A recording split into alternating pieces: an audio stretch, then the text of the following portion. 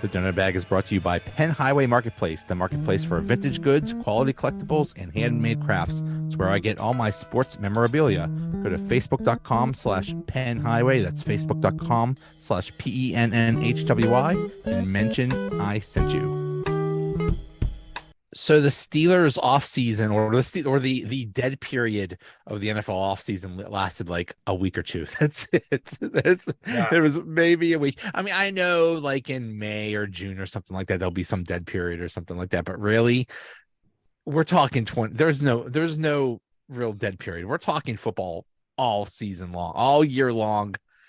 I love it. Well, So go ahead. yeah, no, I mean, and I think you picked a great day to do the podcast today because as we're doing this, the franchise tag deadline is coming up here. And, one of the guys you and I have been talking about for a while, Lamar Jackson got franchise tagged in Baltimore, and I don't think that's going to go over well at all. So that just came down about an hour ago. So Yeah.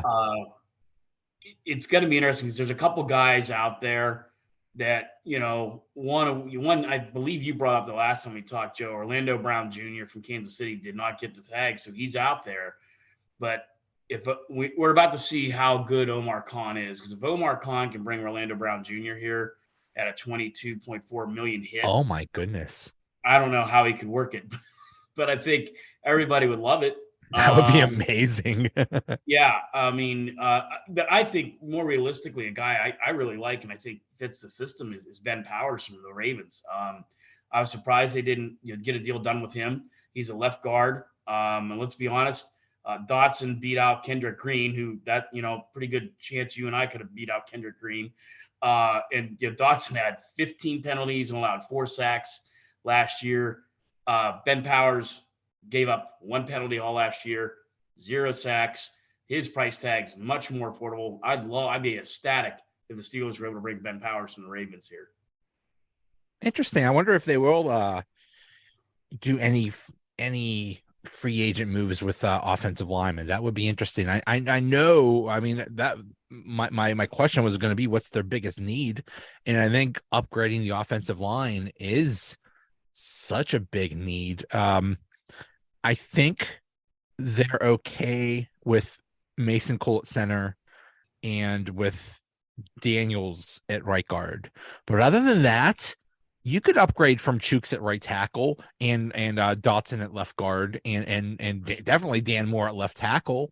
You could get way better than that. So you could. And I think it's got to be like talking like we're talking now. I mean, they got to be sitting there looking at draft board saying, well, who do we think we can get in the draft? But I think a lot of times Kenny Pickett changes the whole thing too, right? You have a guy that's second-year quarterback. You got to protect him. Do you really want to protect him with a bunch of rookies, right? So maybe you get a guy in the draft, for depth. But I think if we know the Steelers are never big players in the free agency, they'll make a player or two here. But Ben Powers is the kind of guy that would be a big move. I think the Steelers, if they're going to contact or try to go after somebody, it's got to be what you and I've talked about in this podcast for a couple of weeks now. Defensive line or offensive line. Ben Powers is the guy I think they could go get. Interesting. They have to upgrade. They have to do something in the defensive line. They have to do something in the offensive line, and they also have to do something at inside linebacker. And at safety if they don't bring back Terrell Edmonds. So, and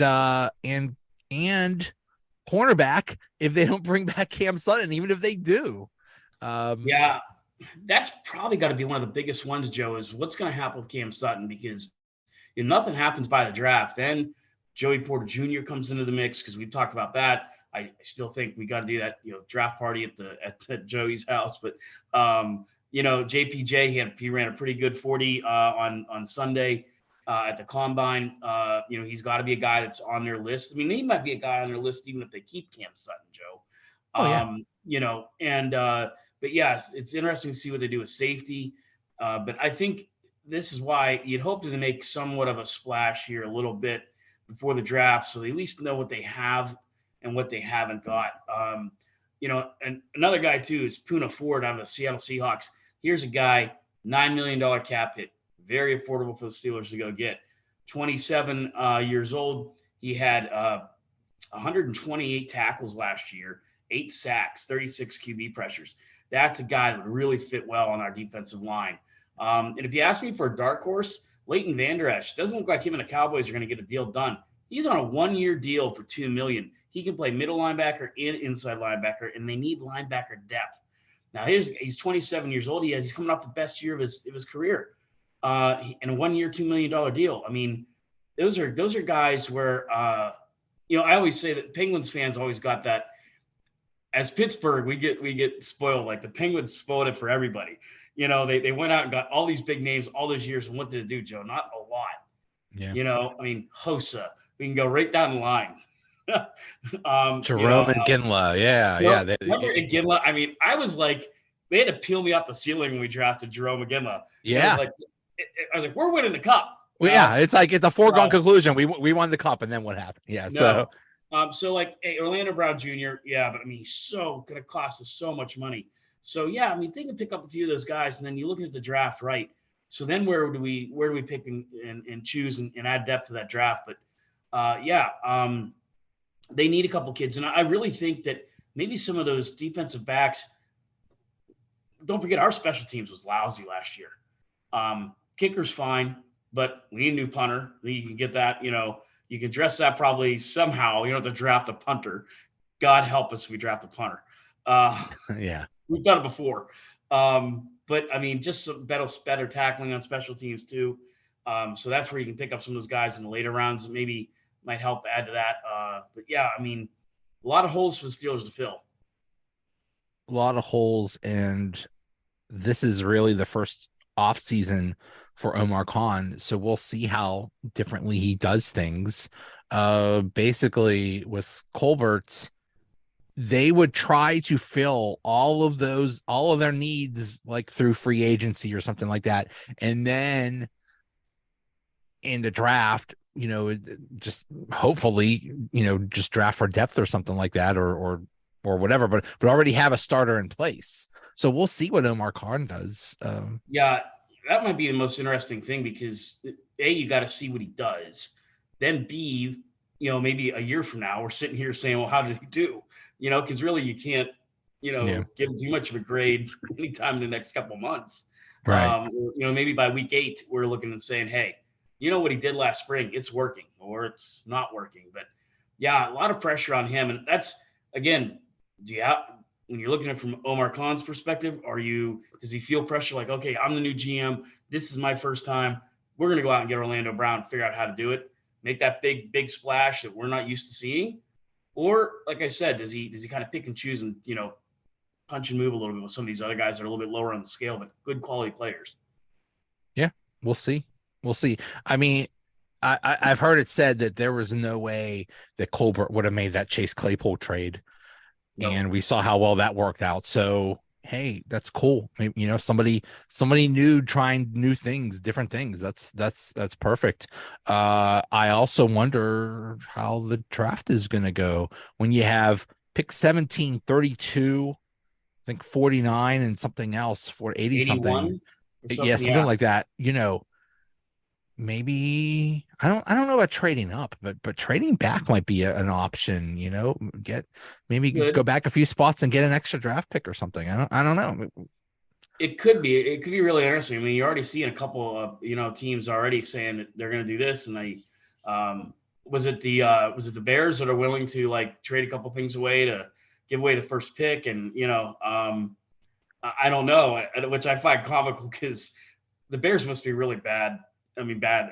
They took Chase Claypool, and you have Fields saying that he doesn't want to really play there anymore, or unless they build a dome. And I'm like, you got to be kidding me, bro. There's no dome in Chicago. Go on, man. No dome in Chicago. Just the Bears are in just a bad way. But yeah, I mean, it's interesting to see. I think another thing, Joe, they got to figure out a way to sign Alex Highsmith. That's a guy. I don't like the Bud Dupree comparisons we've. Yeah, what is that? I think it's just the state of it. Like, well, Dupree was a linebacker, and he had that one great season. And the Steelers have, despite what anyone would say about Tom Colbert, he has made a lot of deals over the years where he let guys go that some people thought he should have kept, and he was right, and fans were wrong. Bud Dupree being a big one. Um, but I think Highsmith keeps on showing each year. He keeps improving, and he's a guy I definitely think you'd like to bring back. We don't have the ability to lose a guy like that at linebacker. You know, Oh yeah, yeah. You gotta sign him. I just thought it was really curious that Bud Dupree got released by Tennessee. People are like, bring him back. no, no. Okay, but how's that gonna work? As He a had he backup, had one great maybe? senior year at Kentucky, which is why everyone got on him and drafted him. He ran a great combine. Then when he got the money, he was like, okay, I got it, I'm done. Then his Steelers, he stunk. He's like, oh, wait, it's a contract year. I better play well. So It took him 5 years to be good. I mean, come yeah, on. yeah, He there's a had four pattern. crappy years and one good year, and he cashed in. Like, Yeah, yeah, the dude only shows up when he's about to get paid. Like, okay, right. good for you, but Yeah, I mean, hey, and then okay, hey, if you want to come in for some really low deal and be a backup, cool, he'd be an ideal backup. But yeah, other than that, no, I want Highsmith. Highsmith looked really good last year. yeah. That's why there's teams out there. Like I was a little bit surprised the Cowboys didn't do anything with Leighton Vander Esch. A good talent, affordable guy, and they don't have the linebacker depth either after Micah Parsons. So, yeah, go get a guy like that. Let the Cowboys sign Bud Dupree. They can have him. but Yeah, yeah. um, yeah, it's just now's the fun time for me. Like watching what they're gonna say, looking at the combine scores because I still feel like the combine says a lot, but it also can overstate what you can and can't do. One guy that had a pretty bad combine was wide receiver Kayshon Butte, which that's a fun name to say. He did terrible with the combine, but I mean, if Steelers were able to grab him in a later round, like the third or fourth round, the upside of him is just tremendous. He had Jamar Chase numbers at LSU, and without a great quarterback there, so he's a guy that's interesting. Parker Washington, the kid out of Penn State, another kid that's kind of hanging loose there, and he's a guy you can't draft him as a split end. He's a slot guy completely, but I feel like a guy like that might be a perfect fit for a guy like Kenny Pickett because who's a young quarterback looking for? He's looking for that slot guy. I like my slot guy, and Parker Washington's a phenomenal slot receiver. It's all he could ever be. That could be a good marriage. And then the defensive lineman out of Pitt, he's having a tremendous combine. His draft stock's rising. I mean, I could see the Steelers taking a shot at him too. And he had a great senior and junior year at Pitt. They're comparing him to Aaron Donald. Uh-oh. Well, again, right, here we go. Is he quite Aaron Donald? No. I guess we'd be too cocky or arrogant to say there's no way. You never want to say no way, at least not yet. But yeah, I mean, You never know. he does have what the Steelers are missing at the defensive line. His first one or two steps, I mean, holy crap. He's like a receiver coming off the line. He's so quick. He's going to draw penalties and everything. It's just, again, he's kind of a late bloomer. So we'll see what the Steelers do. We're probably at fault because, right, we watch these things. The draft is such a big deal. Now they have parties in cities. By the way, they got to get it here in Pittsburgh because we're going to go. I mean, that's just going to be too much fun. That would be fun. Oh, God, yeah. But it's like everybody put so much stock into this when so many years ago, nobody even cared. It was like the draft was on ESPN and ESPN2. Now it's this massive production, and I think everybody buys into it. And as a player, you can just kill yourself, or be the new hero after just one good combine. I loved those days when it was just it was all on, like, I think every round was on a Saturday. Maybe it was maybe the later rounds were on a Sunday or something like that. That was so much fun. Those are the best days. I remember that. Like, it started at like noon. It was, oh man, that was so much fun. I tell my wife, I'd be like, that day, just don't, that's going to be me, a bag of chips, gonna order a pizza, just watch where these guys many go. memories, so many memories of those. Yep. Just those were the most fun. it always seemed like it was like rainy or crappy weather outside too on those Saturdays in April. Oh, I So know. Yeah, and you're always like, there's the local kid that, like I remember Larry Fitzgerald being out there, and I still to this day feel Larry Fitzgerald got robbed of the Heisman. He should have won it. I think that still bugs me. him and Randy Moss are the two best collegiate receivers I ever saw. Keyshawn Johnson's up there too, but I think he's behind those two. It's like, man, could you imagine Keyshawn Johnson with the Steelers? But at the time, they really didn't have a need for Keyshawn or for Larry Fitz. But oh my God, Um, yeah, the he was either the Pittsburgh Press or the Post Gazette would have a 2 pages in their sports section of like every draft prospect and like a little blurb about them. So it's like, I don't know who this is. It's like, let me go. Oh, that's the third ranked defensive lineman or whatever. It's like, it was so much fun. Those are the days. That was so much fun. yeah. And And yeah, I mean, I don't care about, I get it. It's a spectacle now, but at least do more than the first round on one night, on one day or something. yeah, I know. I'm so much more. I'm like, wait a minute, no more, no, get 2 or 3 rounds in. Yeah, Yeah, yeah. But it actually is going to really work in the Steelers' favor because they have that 32nd pick, which is the first pick of the second round. So after all the pomp and circumstance of the first round, teams will go back and they'll say, "Oh my God, so and so still available. Let me talk to the Steelers to see if we could do a trade and something like that." So maybe the Steelers can really get something, at least move back a little bit on that second round pick and get something really good, or get some extra picks or something like that. So they're in a really good position. I believe the last time they were able to draft this high in the second round, they drafted maybe Ziggy Hood. I can't remember. But it's like, yeah, I agree with you, Joe. Because every time you look at page 2 on day 2, it's like, man, the Steelers are picking for like 30 more picks or Right, picks, right. or they didn't even have a pick. So it's like I'd really like him, but he's not going to be there. He's right. he's not going to be there. And I Yeah. think you're right. That's a really great point because it's like you're in the catbird seat. You're like, okay, here's what everybody did the first day.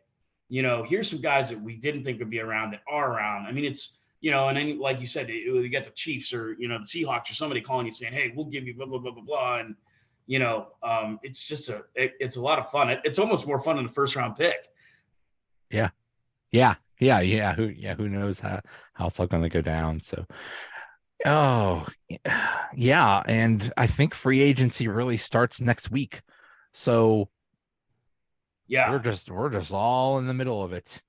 yeah. It's almost like I'm just waiting for the podcast we do to follow up and see what we did or didn't do. But I'm hoping that like we can do something. And yeah, there's a lot of guys out there, but those are the guys that I would like. That Ben Powers, Puna Ford, those are guys. In Leighton Vander Esch. I mean, any one of those three, I'd be over the moon. They also have to decide what to do with Miles Jack. They do. And he is making his cap hit this year is 11.2 million, and I think he's on the last year of his deal. They gotta decide whether they want him or not, and if they do want him, maybe extend him or something. Because he can't be making that much. I'm sorry, no. No, especially with the year he had. If they were to pull and draft a guy like Leighton Vander Esch, it would be after determining what they're going to do with him. Miles Jack, but Miles Jack quietly had a great year last year. There was a good part of the year he was leading the league in tackles. So he had a great year, and it was kind of nice because how many years in Jacksonville did he eat our lunch? I mean, he killed us a couple times when he played for Jacksonville. So, I agree with you. If they sign him, I'm happy with that. A reasonable price, and that keeps up that depth. But I think that's what they got to look at. Like, hey, we signed Miles Jack, we signed Highsmith, and of course we have T.J. Watt. So at least the linebacker has some depth to it. But you're right, that inside linebacker spot is just glaringly obvious. They need help there. This draft for linebackers is not great. It's okay. Once you get past the first 5 to 6 guys, it's pretty weak. Where there's a lot of good safeties and a lot of good cornerbacks out there. It's a very good draft for defensive backs. So be really interesting to see if they take advantage of that. Yeah. Yeah. It almost seems like the way they talk, it's Joey Porter Jr. or bust. Just because, like, the way they talk about him, it's like he grew up in the organization. He was running around as a little kid when Joey Porter was a player. He was always hanging around when, then Joey Porter became a coach. It's like they all already know him and would love, that's just a great story, would love to have him be with them now. Yeah. I'm Well, perfectly okay with that. I am too, and obviously, we're Pittsburghers. You know how it goes. He had a great, outstanding junior year with Penn State, and that's what got him on everybody's radar. And of course, he's Joey Porter's kid. Um, but the nice thing about JPJ is he's had very good years. But I was been telling a lot of my friends, like, we need a backup plan of it, because, like, everyone's gonna be like, if he goes early, everyone's gonna be like, no, we didn't get Joey Porter Jr. Now what do we do? Well, there's a Yeah. heck of another good linebacker in the Big Ten out of Illinois, Witherspoon. I mean, he's really good. In a lot of ways, he's probably better than JPJ, but it's the name thing, it's the bloodline, right? I mean, that kid almost single-handedly beat Michigan for Illinois. So it's not like if we don't get JPJ that the world's coming to an end, but it'll take a while for the Steelers to get over it. But it seems like all the Steel fans, that's who they want. Even the That Pitt fans, like, we'll take him. Yeah. Yeah, we're perfectly. I don't care that he's a Penn State guy. Right. We got Freiermuth, and hey, Yeah. Pickett's okay with Freiermuth. So if a Pitt guy can throw to a Penn State guy, maybe there's chance for peace in the world. But what just stinks about the draft is you fall in love with someone. You was like, oh my God, I want him so bad. I want this guy. And then you don't get him. And it's like, oh, I'm heartbroken. So that's just the thing that stings. So it's just hard getting fixated on one player. And yeah, who knows? I mean, basically, who is that guy? That other cornerback. From Illinois. Gonzalez? No, maybe it was good. There's another quarterback that like early on was thought to go to the Steelers, but like I think now he's going to go like top 10 or something like that. So you never know. You never know if a team like really wants a cornerback and says, oh, okay, well this one's gone, and because I think Joey Porter Jr. is considered like the second best cornerback prospect. So He is. I mean, the other kid had like 6 picks this year. I mean, he had an outstanding senior year, and that's probably what put him over the edge. And he was on a lot. Illinois was a good team this year. They won a lot of nationally televised games. They gave Ohio State a good game. They nearly beat Michigan. Probably should have beat Michigan. So when you, again, people watching, right? That draft stock went flying high on him this year. So and the other thing is, for anybody else watching these podcasts, and I'm not trying to compare us to other cities, Pittsburghese has what I always call with the draft, the Dan Marino syndrome. We'll never get over the fact that we didn't draft a local kid. I mean, the Rooneys didn't get over it. Dan Rooney always said he regretted it. You regret it. I regret it. All Pitt Nation really regrets it, because we always say, what would have happened if we would have had Dan Marino? I mean, I easily think we have another Super Bowl in there, maybe at least go to a few. We definitely probably win 1 or 2 with him there. And I don't think we've ever gotten over that. At least my generation and your generation, as long as we're alive, it's always going to be that local kid, that Aaron Donald, the Joey Porter Jr. We're always going to have, that will and want and desire to, if there's a good local kid, we want him. Don't do what we did to Dan Marino. yeah. I lived through those 80s teams. They really could have used the Dan Marino. Just oh man, poor Mark Malone. Poor Mark Malone. He's like one of the most hated guys in Pittsburgh sports history, just for being there. He was okay. He just wasn't Terry Bradshaw, and people were mad. Yeah, and that's how I first remember the draft too, because I remember my dad sitting there reading the paper. Are you kidding me? Why wouldn't they draft Marino? Because I mean, it's just because back then the NFL draft was hardly a thing. We didn't have cable, so we didn't see it live. Like, ESPN carried it from its inception, but we didn't see it live. We didn't see it until the 6 o'clock news and then the draft the next day. And it's like, are you kidding me? Yeah. Dan Marino is the reason that, wow, Dan Marino changed my life. I never thought about that. Dan Marino is the reason why I fell in love with Pitt. Yeah. And that's why I like when I graduated from high school, I'm like, I didn't even look at any other schools. Like, I got to go to Pitt. I just fell in love with Pitt because of Dan Marino. Yeah. Yeah. The thing with Lamar Jackson just is fascinating. Really I'd is. say there's a 50% or at least higher chance that he doesn't end up on the Ravens this year. And that's insane. What are they? As a Steelers fan, I'm thrilled. Good. Yeah.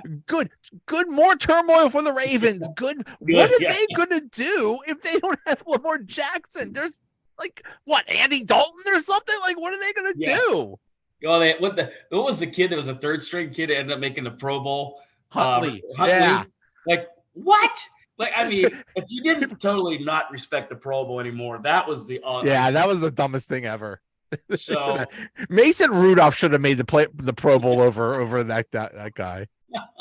Yeah, I mean, you're right. It does bring a lot of turmoil. I mean, remember last year we were sitting here talking how like that was turmoil. The Browns had turmoil with Watson, and we're just sitting back kind of loving it. And you saw what it did to the Browns.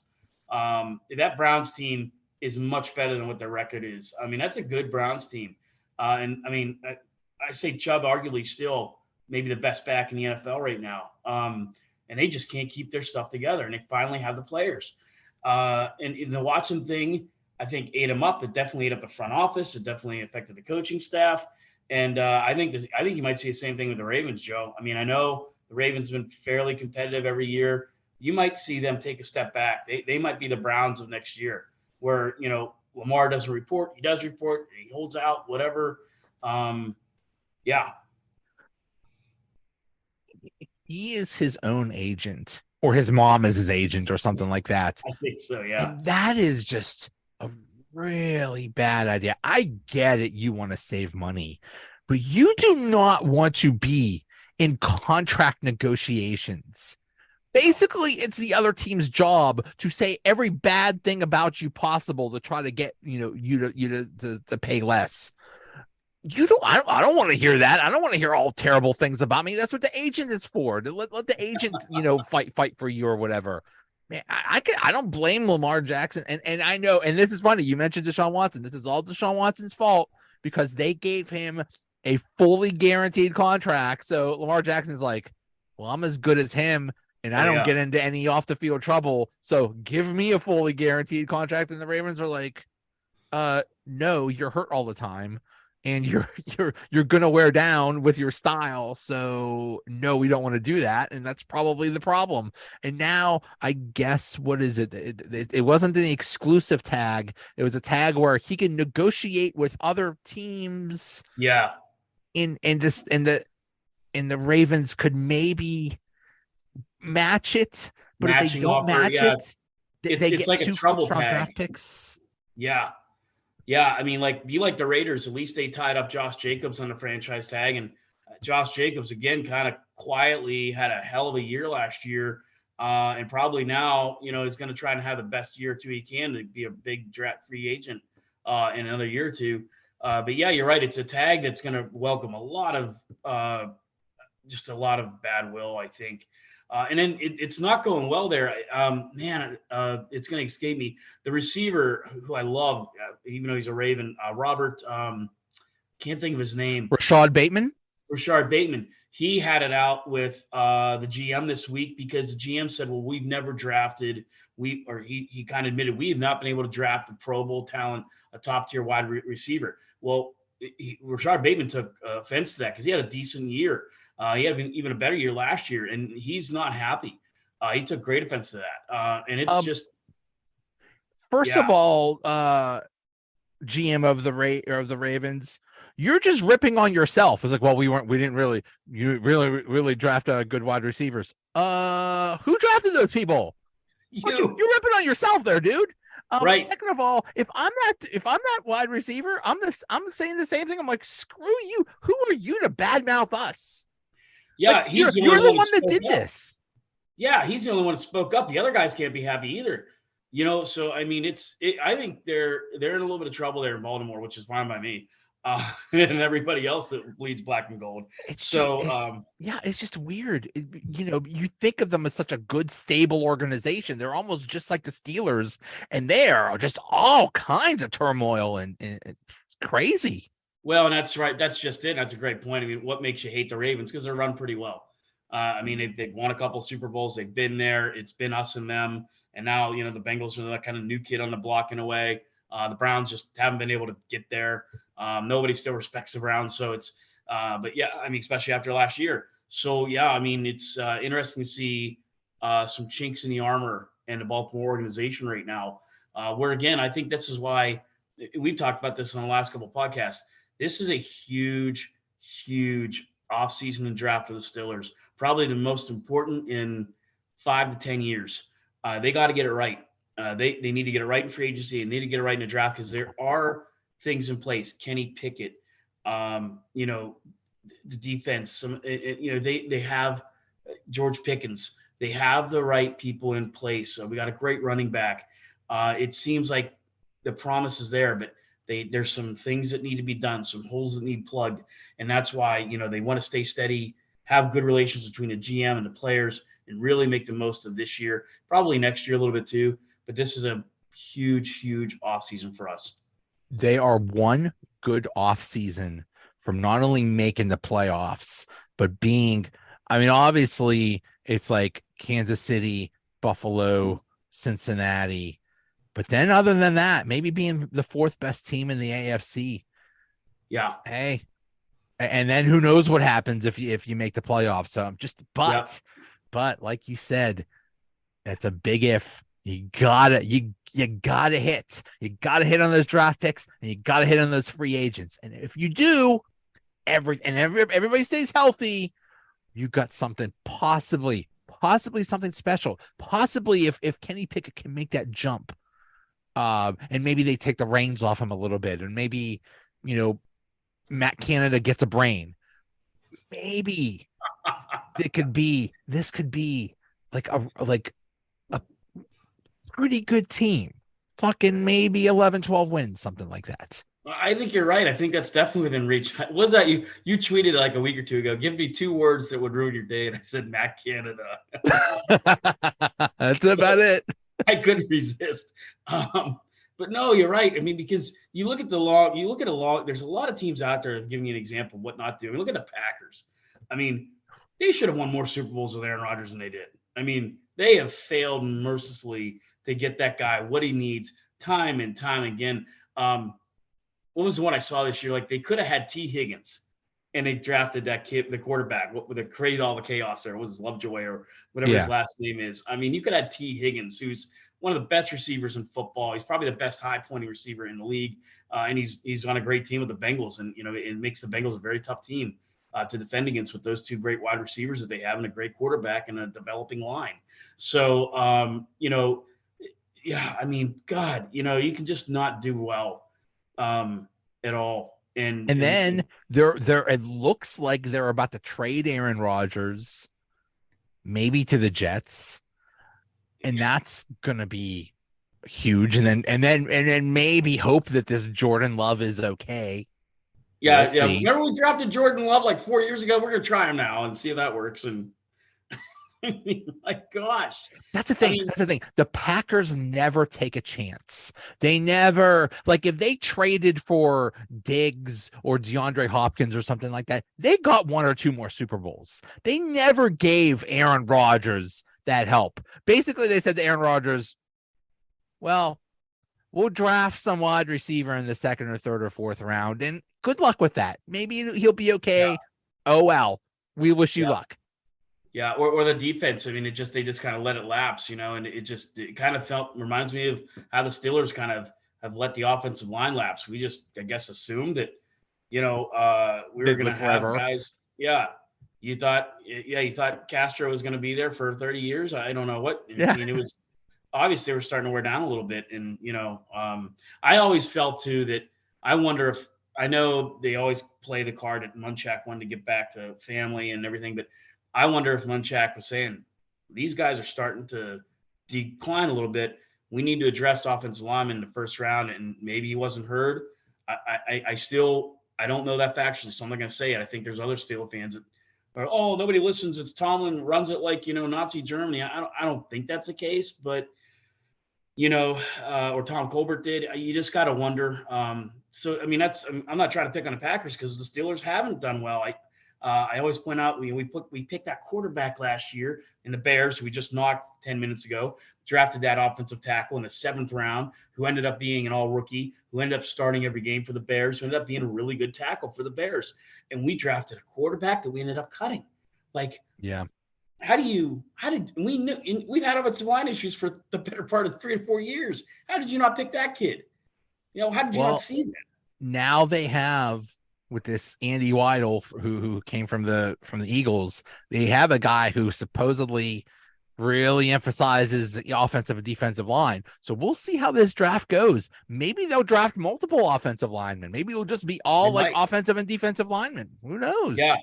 yeah. I'm I okay with think that. that. Yeah, I think what is that? About a month and a half from now, I think we're going to be sitting there. I really think it's going to go either cornerback or defensive line. I think that's where it's going. I could be wrong, but I mean, I just can't imagine that unless they go out and get a bunch of free agents. I can't see how those are two positions they don't address and add to. And you might be right, and a dark horse might be that an inside linebacker, because everybody knows that their depth is just so shot there, and they need help. So An- yeah, Another thing they need to do is, we just talked about neglecting a position. They need to start thinking about replacing Cam Hayward. Cam yeah, Hayward is awesome, and he's still awesome, but he's been playing for what, 13 years now. right. And It's he time his to thing is start. It's time to wean him off. He can still be good, but maybe don't rely on the guy that's been playing a million years to well, still be playing well. and that's what I'm saying. It's not like I'm marking on like the Castro, but like it's not that you have to replace him right now because he's worn down. He's getting there. So you want to replace him now. So when he does get there and he's ready to walk away, he's ready to retire, then you have a kid in place. Yeah, Don't wait until he's done and then get the replacement. yeah, Because Cam Hayward's pretty much the leader on the team now, the entire team. He's the captain.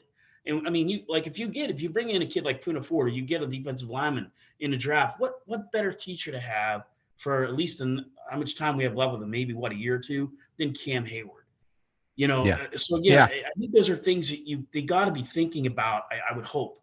I mean, if you and I are thinking about it, you'd hope that they are. So, you know, No, you're right. It's the perfect scenario. While he's still there, have him teach his replacements.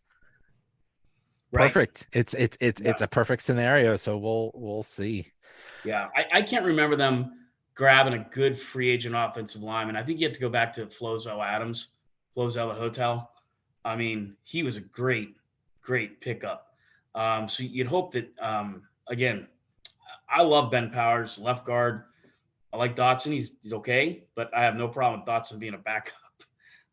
Yeah, I have no problem with Dotson being a backup and Moore. I think Moore is a great backup. He's That's where he belongs. It's where he Yeah, Flo's belongs. a good Say, center hey, too. if you need him for a few plays, that's cool. That's who you It's want. great. Yeah, Not every snap, that's for sure. yeah, yeah. He can sign. He can be one of the guys that the Steelers bring in the Dicks to sign that you never heard of, and yeah, Yeah. yeah, All right. Really exciting. It's going to be exciting to see what happens with free agency, and then after all that free agent stuff happens, then we really get into draft talk. I'd So like to see where we are in the next 2 to 3 weeks, Joe. I think you hit the nail on the head on that. It's gonna be interesting.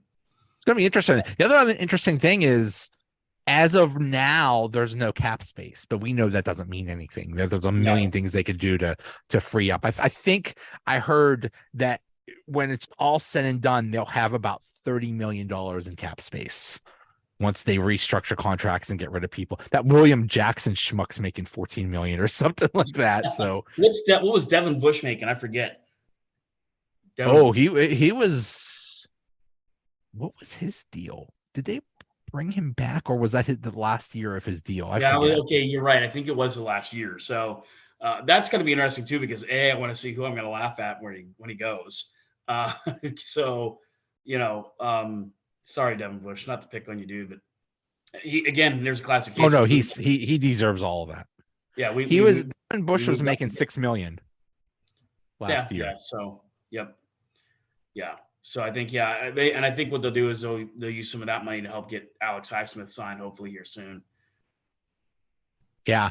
You got to sign Alex Highsmith, so that's going to take up some of the cap, and Yep. so we'll see. It's exciting. All right. It really is. The dead period that lasted a few days is over now, and now we're talking football again. I love it.